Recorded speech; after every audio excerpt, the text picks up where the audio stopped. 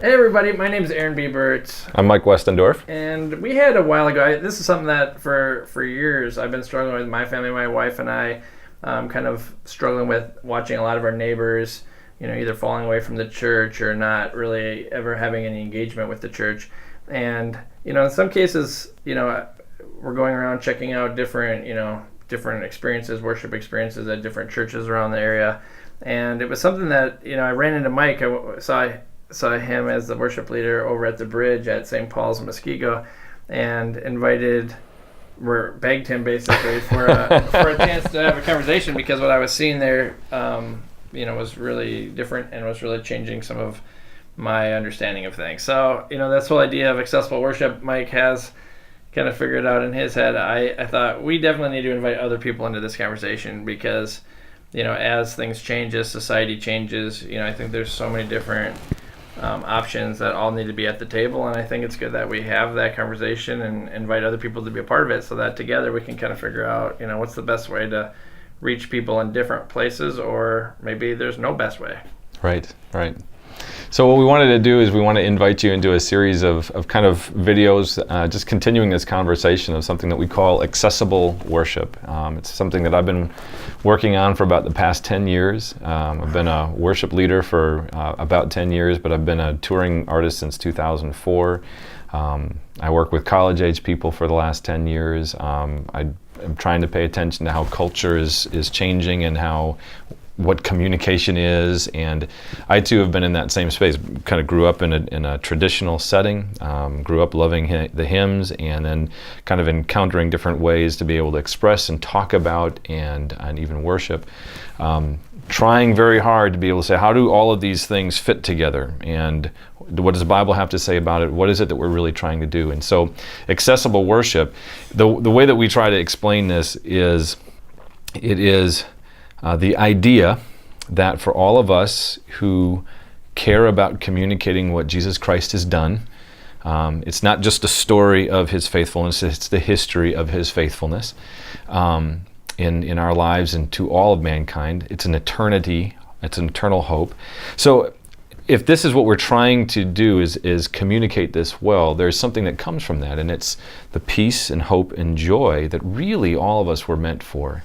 And so the question then becomes, okay, how can we, as people who lead worship and who care about the worship of the church, and people who lead their families, and care about the worship of their kids, that was something that I struggled a little bit with, is watching my daughter was like doing the liturgy perfectly, but she wasn't even, she had memorized it, right? And I struggled with that because I was only seeing that, the joy on that. Not that that's right or wrong, but I wasn't seeing it, and that concerned me. So, not only people leading their worships in their churches, but people leading their families too. Yeah.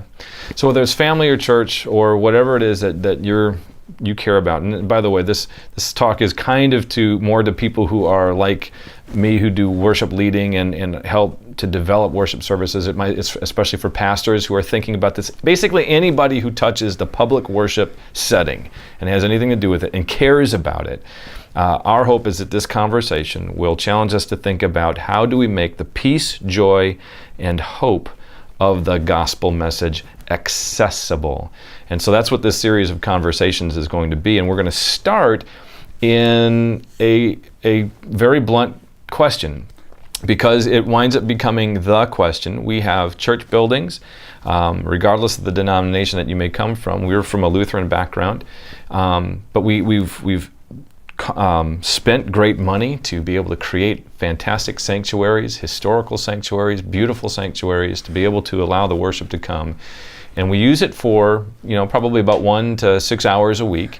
And we always say the public worship is so important. In fact, if you ever hear that, it's like, you need to go to church, you need to come to church, you need to come to church. Probably the number one thing people are telling other people to do related to the church is go to church. Is go to church. And so the question becomes, why?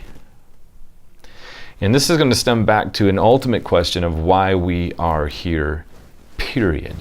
Our church is going through a sermon series right now on Christian worldview. And so this is why it's on my mind. But I would put and submit to you that if you come from a Christian background, that our worldview, so the reason why we're here is really worship. It's two ideas. We were made for communion, a common union with God. It's what Adam and Eve have. That's what God desires. If you ask God, what gives you joy, God? It's complete relationship. It's the common union, the communion that we have with God. And then the second part of it is community, a common unity amongst other people. And so when you think about why we're here as human beings in general, as a Christian, this is what we would say, is we were made for God, and we were made to be in unity and community with one another. And the cool thing about this is, and this I think is why that 1 hour on a Sunday, why the come to church is so important, is because this is one of the rare places where this comes together on a large scale. Not like you said that we can't worship at home, or you can't have your small family, or even the small church, but there's something special when all come together to celebrate the communion that we have here and the community that we have here united in Christ. Right. Well, like the Bible says, not give up meeting together. Right. And then, right. And this is a big thing for especially for young people coming up and in. Why do I go to church? Why should I spend that hour on a Sunday? I don't understand why I'm here, is basically what they're saying. And the sub question to that is, or thought is, I really don't understand why I'm here. Yeah. Because we're losing sight of that. And yeah, and you see that with a lot of younger people that are no longer going to church. And I ask them, so what's going on? And, I just don't get anything out of it, which I think obviously there's multiple reasons for that. Right. Sometimes it's their own choice. Which we're going to talk about, by the way. But yeah, that's the big question, is why are you there? But then also, even on a bigger scale and the more important scale, is why are we here on earth? Right. Right. And so what we want to do in this series of videos is we want to take a look at this idea of what is it that we're doing on that Sunday, because that statement right there, this whole accessible worship thing broke open because of two tensions that I've heard many times from both pastors and people. A person comes to worship and they're hoping to receive something or get something out of it, and they leave and they say, I just didn't get anything out of worship. And when you tell that to somebody like me, or to a pastor who is trying to put our best effort into communicating Jesus, which we care about greatly, and that's what people say back to us, it's a heartbreaker for the people who are leading. On the flip side, the broken heart of the pastors and the people who are leading, there's two questions, or an accusation and a question that comes up. The question is, why isn't what I do good enough for you? And number two is more the accusation, well, you need to do more to get more out of worship.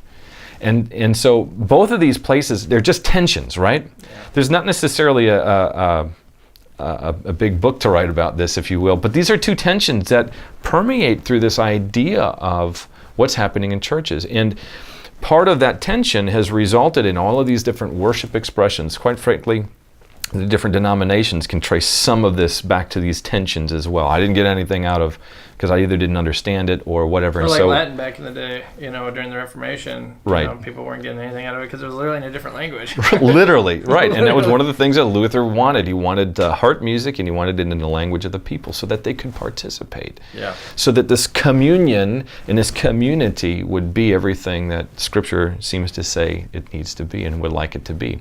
So what we're going to be doing in the next several videos is we're going to be breaking this idea open. Accessible worship. We can get the gospel in a lot of different ways, but what we're trying to do is understand how communication and what we're doing, what we're physically doing, and how we speak, and the music that we play, and all of those kinds of things, what we see, how all of this kind of boils into, or at least comes together into, how God uses His Word in the world. And so what we want to do is we want to take a look at accessible worship, making the peace, joy, and hope of that full gospel message accessible, understanding that no one church is going to be able to communicate effectively to everybody. We're not going to do it. So we're going to kind of break down some of these ideas, and I hope in the conversation that what is going to happen is that we will collectively together be able to have conversation around, and quite frankly, support, affirmation, maybe some constructive criticism, constructive, taking people's words and actions in the kindest possible way. Which would be a good biblical way to be. It would be. So we want to be able to have this be a bit of a conversation and a starting point to say, what are we doing well? What is confusing? How can we use this idea, this lens of accessible worship to make a stand on what we do, and this is how we do it, understanding that we're going to reach certain people because we're doing things this way, and being okay with it, and therefore then celebrating other people who may do it a little bit differently.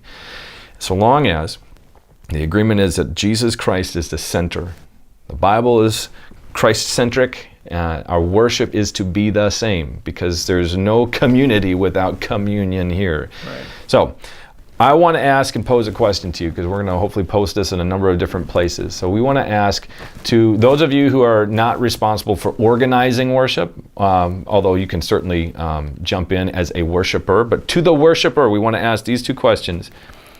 When you come to church, what did you hope would happen?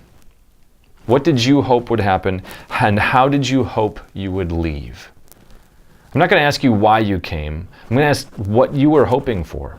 And to all of us who are in the worship leading positions and responsibilities, whether you're writing the bulletin or whether you're doing the sermon and the preaching, what did you hope, what were you hoping for, and what are you praying for your people to have in this worship service? And number two, how did you hope they would leave? So what we would love is we would love to have your comments and just your thoughts on these ideas. If you're a worshiper, what did you hope was going to happen? How did you hope you were going to leave? To the worship leader, what are you praying for as your people are coming in?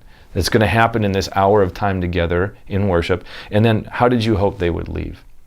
And then we'll continue our conversation. Our next video, we're going to take a look at what I've come to see as one of the important ideas on this whole hope for, and that's we're going to take a look at John chapter 4. Yeah, so we'll see you next time.